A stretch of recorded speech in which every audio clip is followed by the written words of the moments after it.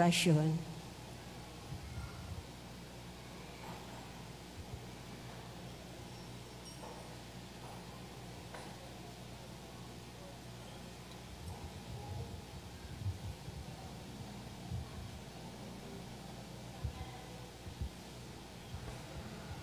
Sa ngalan ng Ama at ng Anak at ng Espiritu Santo. Amen.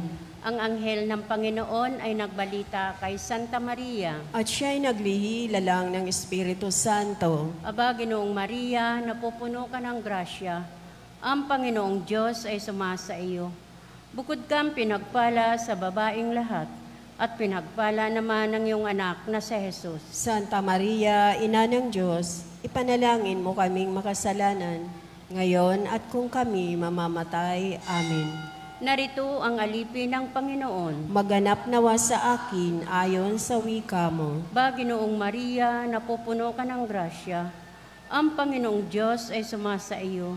Bukod kang pinagpala sa babaeng lahat, at pinagpala naman ng iyong anak na si Jesus. Santa Maria, Ina ng Diyos, ipanalangin mo kaming makasalanan, ngayon at kung kami mamamatay. Amen. At ang salita ay nagkatawang tao. At nakipamuhay sa atin. Aba, Ginoong Maria, napupuno ka ng grasya. Ang Panginoong Diyos ay sumasa iyo.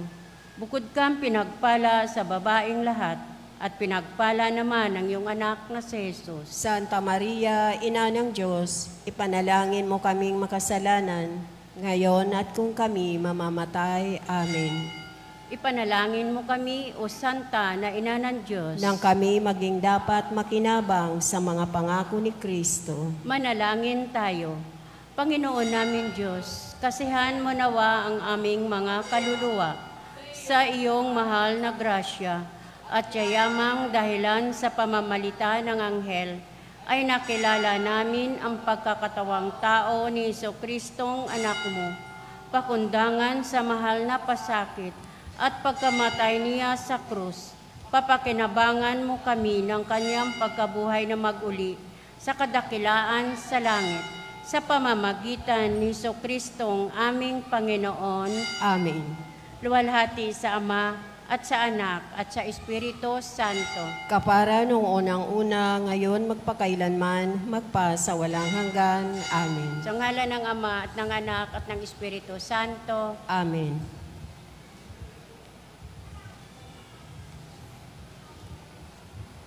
At ang mamumuno po sa ating banal na pagdiriwang ngayon ay ang ating pong Kora Paroko, Reverend Father Douglas Dibado. Tumayo po ang lahat.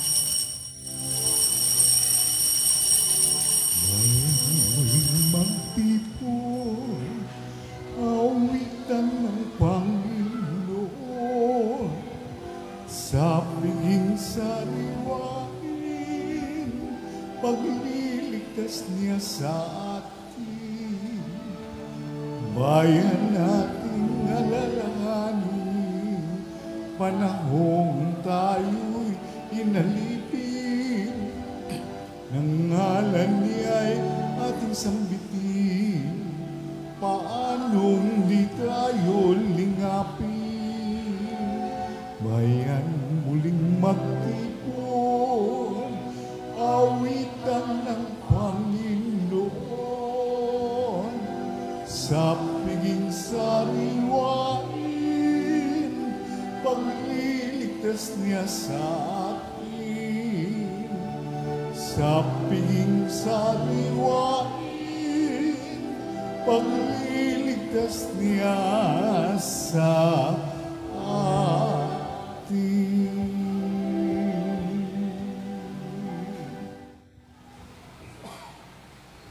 Sa ngalan ng Ama at ng Anak at ng Espiritu Santo. Amen.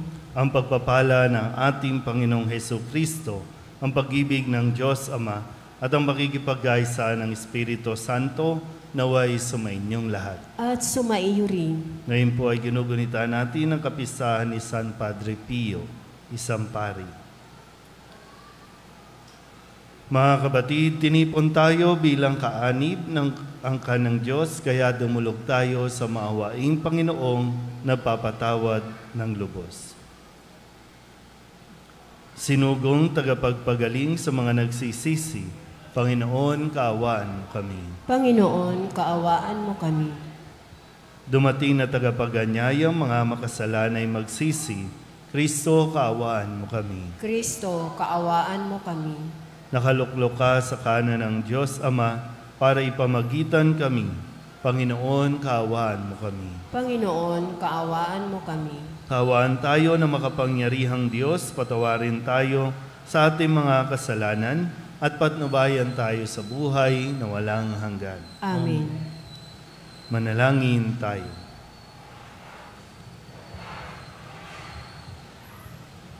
Ama naming makapangyarihan, Ikaw ang liwanag para sa mga nananalig at tagapangasiwa ng mga nabubuhay sa lupa at sa langit. Pinamahala mo si San Padre Pio sa iyong sambayanan upang pakanin ang iyong mga tupa at akayin sa pagkauliran. Ibagalo mo bilang tugon sa kanyang pagdalangin na matapat naming maganap ang itinuro niya sa pagsasalita at masagda namin ang ipinakita niyang halimbawa sa pamamagitan ni Jesucristo kasama ng Espiritu Santo magpasawalang hanggan. Amen. Maupo ang lahat.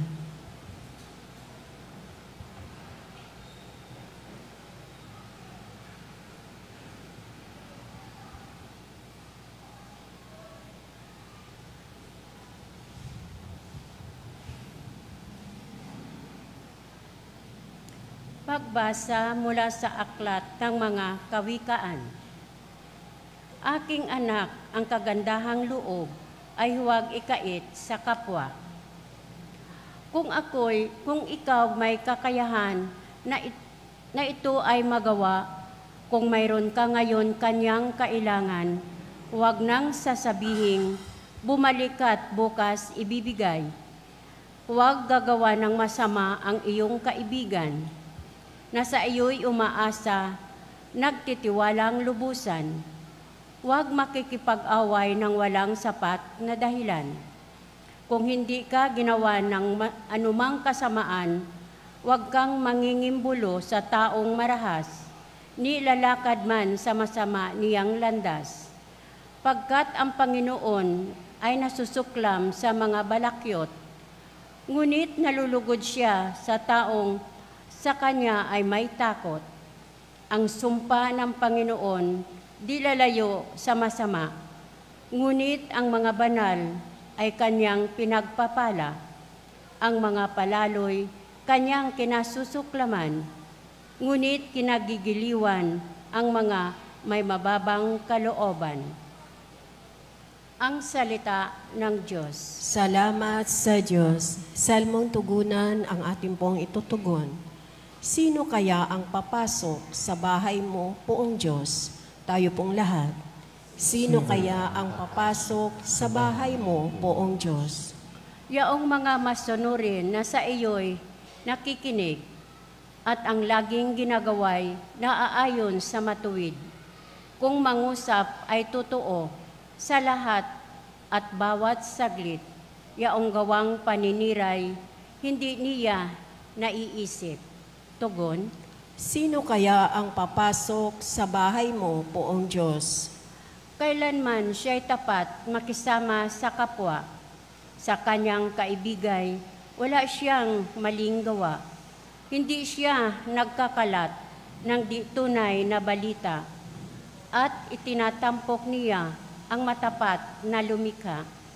Tugon, Sino kaya ang papasok sa bahay mo, poong Diyos? hindi siya humihingi ng patubo sa pautang at kahit na anong gawin, hindi siya masuhulan upang yaong walang salay patawanan ng kasalanan.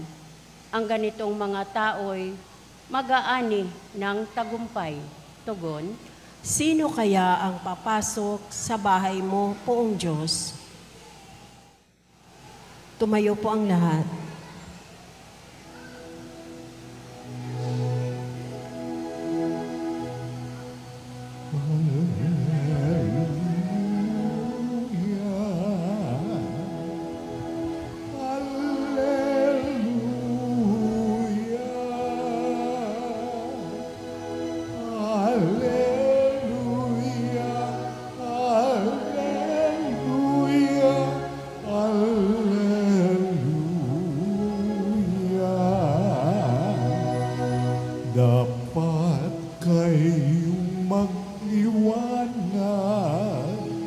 ng kabutiha'y mahayag,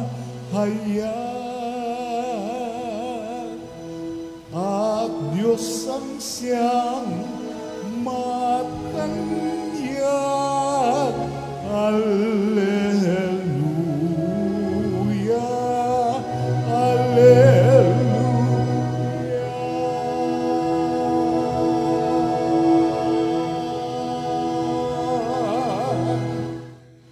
Sumainyo ang Panginoon. At sumaiyo rin. Ang mabuting balita ng Panginoon ayon kay San Lucas. Papuri sa iyo, Panginoon. Noong panahong iyon, sinabi ni Jesus sa mga tao, walang taong nagsisindi ng ilaw at pagkatapos ay tatakluban ng banga o ilalagay kaya sa ilalim ng higaan. Sa halip, inilalagay ito sa talagang patungan upang makita ng mga pumapasok ang liwanag. Walang natatago na di malalantad at walang lihim na di malalaman at mabubunyag. Kaya pagbutihin ninyo ang inyong pakikinig, sapagkat ang mayroon ay bibigyan pa, ngunit ang wala ay aalisan pati ng inaakala niyang nasa kanya. Ang mabuting balita ng Panginoon. Pinupuri ka namin, Panginoong Hesukristo. Isang magandang gabi po sa inyong lahat. Ngayon po ay Lunes ng ika-25 linggo sa karaniwang panahon at sa araw nito ay pinaalalahanan tayo ni Kristo sa pamamagitan ng paggamit o pagsasalarawan ng ilawan o ilaw. At ang sinasabi nga na walang nagsisindi ng ilaw at pagkatapos ay tatakluban o kaya naman itatago o ilalagay sa ilalim ng higaan. Kasi ang purpose ng ilaw ay magbigay ng liwanag para tumanglaw, para magkaroon ng may makita ang mga tao, lalong-lalo na kung ang mga tao ay nasa kadiliman, ang kailangan ay liwanag. Narinig na nating sinabi na si Kristo ang ilaw, siya ang liwanag, at ang kanyang mga salita ang ibinibigay sa atin kung kaya tayo rin ay nagsisilbing ilaw o liwanag sa mga taong ating nakakasalamuha. So tayong nakakapakinig sa salita ng Diyos, ang paanyaya at panawagan sa atin o hamon ay magsilbing ilaw o liwanag. Ulitin ko po, kung tayo ay mga ilaw, kailangan nating pairalin kung ano ang ating pong purpose, magbigay ng ilaw. Kapag may ilaw, ito yung nagiging gabay ng mga tao kung saan direksyon siya pupunta. So yung ating pakikinig, palagi ang pagdalo sa misa, nagpapaalala ng ating misyon na maging ilaw o tanglaw sa ating pamilya, sa simbahan, sa labas, o maging sa ating pong lipunan. At tandaan natin, kailangan lang natin talaga ng tama o saktong liwanag. Marami kasi na ang mga tao may malaman lang na kaunting bagay, pakiramdam niya, alam niya na lahat at siya ang makakasagot sa mga problema ng mga tao. Kapag walang ilaw o konti ang ilaw at hindi natin ginagamit ito, mawawala sa direksyon ang mga tao. Maaaring may maligaw dahil sa atin. Kung sobra-sobrang ilaw naman, sobra-sobrang liwanag, nakakasilaw yan, nakakabulag din yan, at lalong-lalo din na magkakagulo ang tao. Hindi malalaman kung saang direksyon. So, kawalan ng liwanag o sobrang liwanag, patungo ito sa kapahamakan.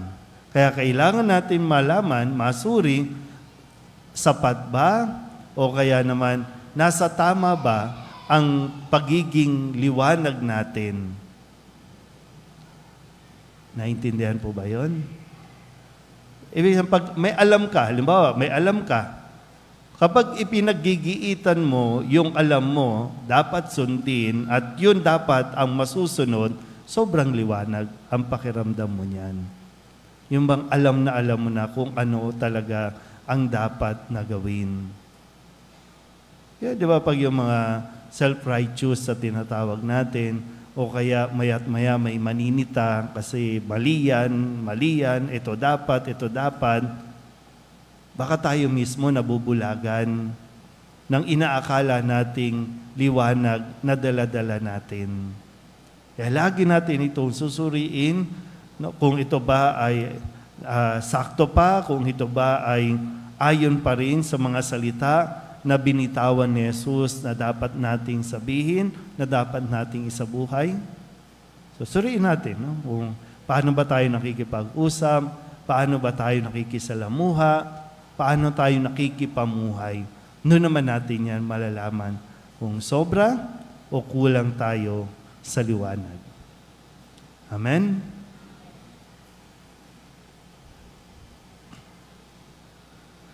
Manalangin tayo sa Diyos Ama upang magdulot sa lahat ng pag-asa at kapayapaan ng liwanag ng Kanyang anak na si Jesucristo, ang ating pong itutugon.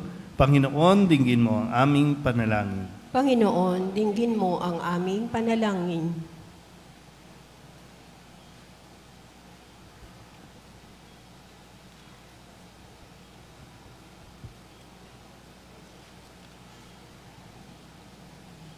Ang bayan ng Diyos, naway maging isang tulad ng dakilang ilaw na nagliliwanag sa kadiliman sa pamamagitan ng kanilang pagtatatag ng isang higit na mabuting daigdig.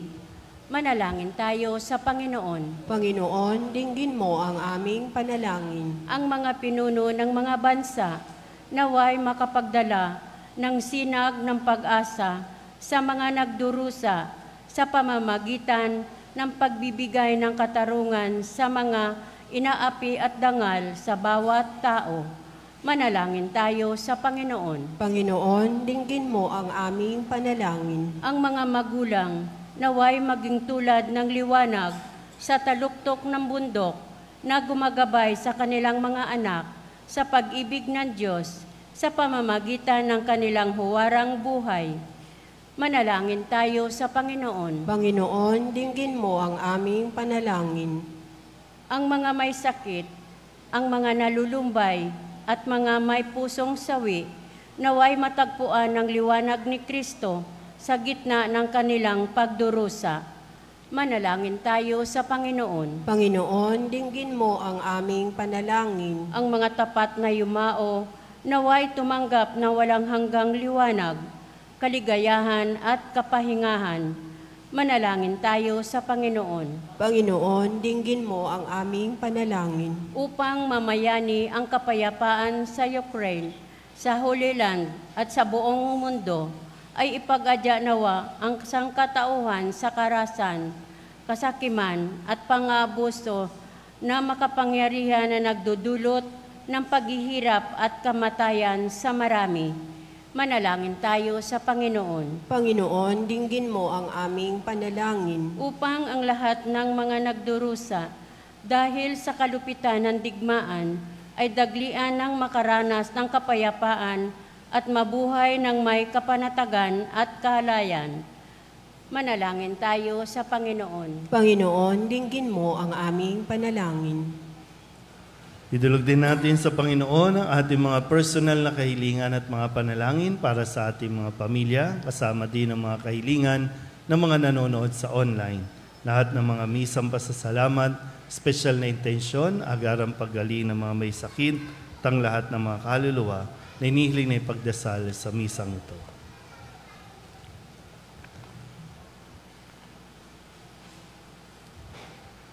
Ang lahat ng ito hinihiling namin sa ngalan ni Kristo, aming Panginoon. Amen.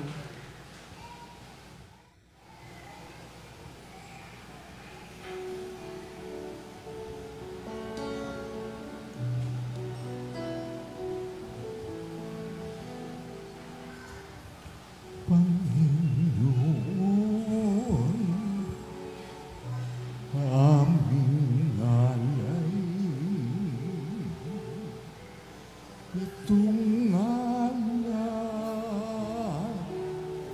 at tinapay sa altar mo ilalagay. Tanggapin sa iyong kamay. Manalangin kayo mga kapatid upang paghahain natin ang kalugdan ng Diyos Amang makapangyarihan. Tanggapin nawa ng Panginoon itong paghahain sa iyong mga kamay, sa kapurihan niya at karangalan sa ating kapakinabangan at sa buong sambayanan niyang banal.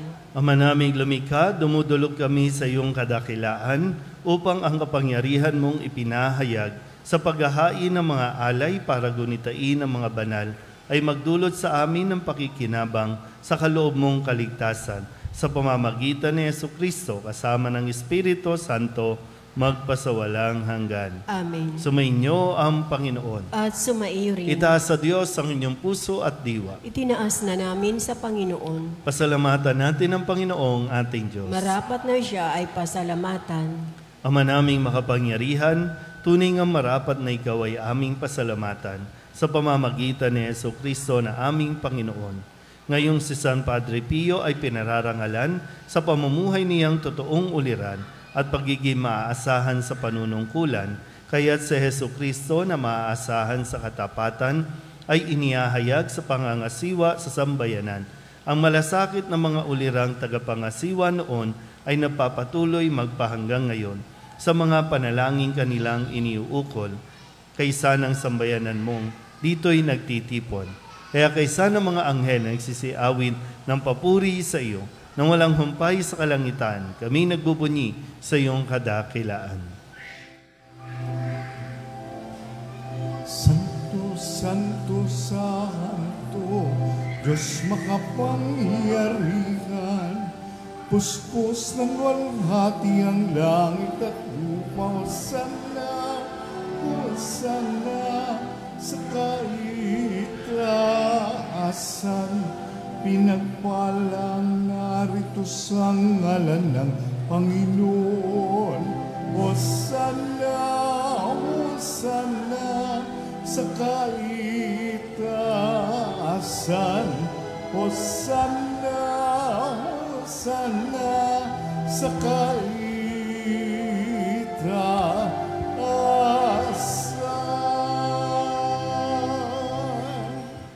Ama naming banal, ikaw ang bukal ng tanang kabanalan. Kaya sa pamamagitan ng iyong Espiritu, gawin mong banal ang mga kaloob na ito upang para sa aming maging katawan at dugo ng aming Panginoong Jesucristo.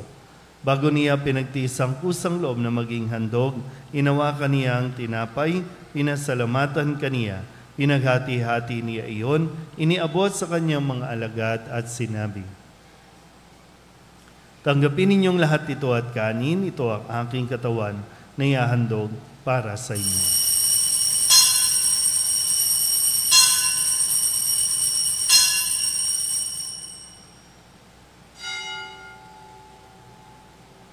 Gayun din naman nung matapos ang hapunan, hinawakan niya ang kalis, muli kaniyang pinasalamatan. Iniabot niya ang kalis sa kanyang mga alagad at sinabi, "Tanggapin ninyong lahat ito at inumin. Ito ang kalis ng aking dugo ng bago at walang hanggang tipan. Ang aking dugo na ibubuhos para sa inyo at para sa lahat sa ikapagpapatawad ng mga kasalanan. Gawin ninyo ito sa pag-alaala sa akin."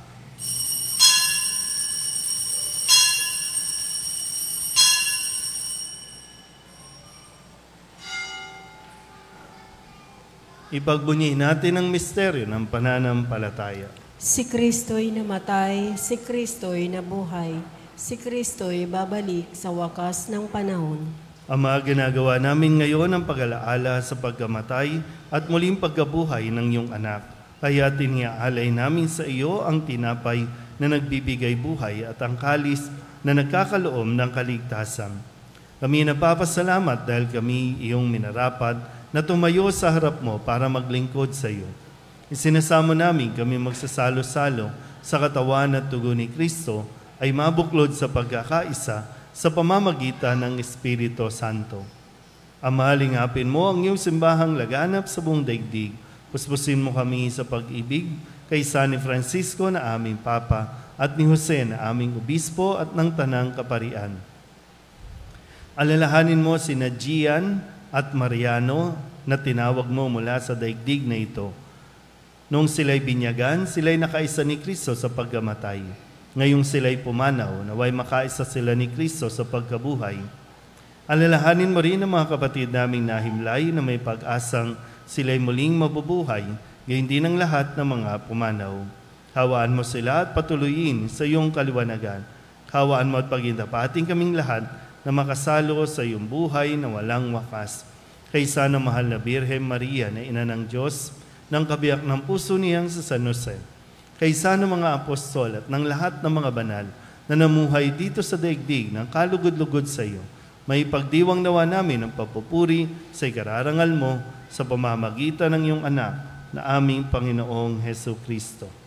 Sa pamamagitan ni Kristo, kasama niya at sa Kanya, ang lahat ng parangal at papuri ay sa iyo, Diyos Amang makapangyarihan, kasama ng Espiritu Santo, magpasawalang hanggan.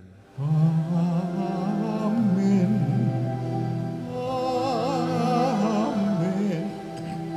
Amen. Amen. Amen.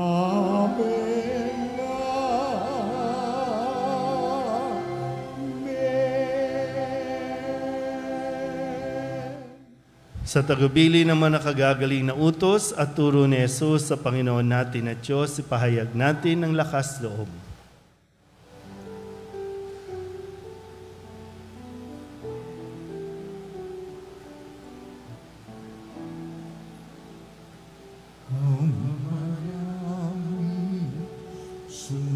Sumasalangit ka, sambahin ang ngalan mo, mapasa amin ang kaharian mo, sundin ang loob mo, dito sa lupa para ng salangit, bigyan mo po kami ngayon ng aming kakain sa araw-araw at patawarin mo kami sa mga sala para lang pagpapatawad namin sa nagkakasala sa amin, at huwag mo kaming ipahintulot sa tukso, at iadya mo kami sa lahat ng masama. Hinihiling namin kami iadya sa lahat ng masama, pagkalooban ng kapayapaan araw-araw, iligtas sa kasalanan at ilayo sa lahat ng kapahamakan, samantalang aming pinananabikan ang dakilang araw ng pagpapahayag ng tagapagligtas naming si Hesu Kristo. Sapagkat iyo ang kaharian at ang kapangyarihan at ang kapurihan magpakailanman. Amen.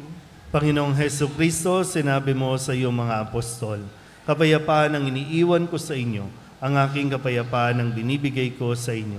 Tunghayan mo ang aming pananampalataya at huwag ang aming mga pagkakasala. Pagkalooban mo kami ng kapayapaan at pagkakaisa ayon sa iyong kalooban, kasama ng Espiritu Santo, magpasawalang hanggan. Amen. Ang kapayapaan ng Panginoon ay laging sumainyo. At sumaiyo rin. Magbigayan po tayo ng kapayapaan sa isa't isa.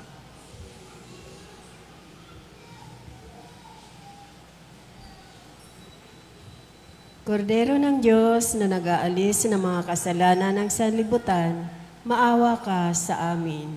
Kordero ng Diyos na nag-aalis ng mga kasalanan ng sanlibutan, Maawa ka sa amin. Kordero ng Diyos na nag-aalis ng mga kasalanan ng sanlibutan, ipagkaloob mo sa amin ang kapayapaan.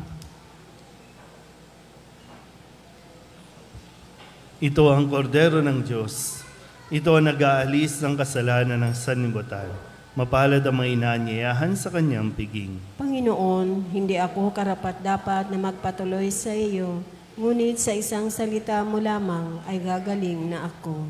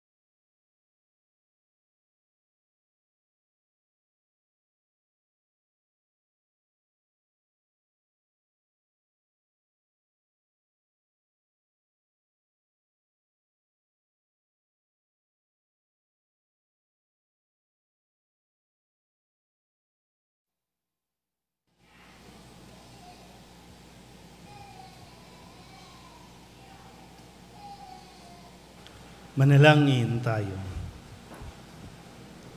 Ama naming mapagmahal, gawin mo kaming nagsipakinabang ay lubos na makasunod kay San Padre Pio sa pagkauliran, sa katapatan sa iyo at pagmamalasakit sa kapwa-tao, sa pamamagitan ni Jesucristo, kasama ng Espiritu Santo, magpasawalang hanggan. Amen. Sumainyo ang Panginoon. At sumairi. At pagpalain kayo ng makapangyarihang Diyos, Ama at Anak, at Espiritu Santo. Amen. Tapos ang banal na misa, humayo tayo sa kapayapaan ni Kristo. Salamat sa Diyos. Magandang gabi po.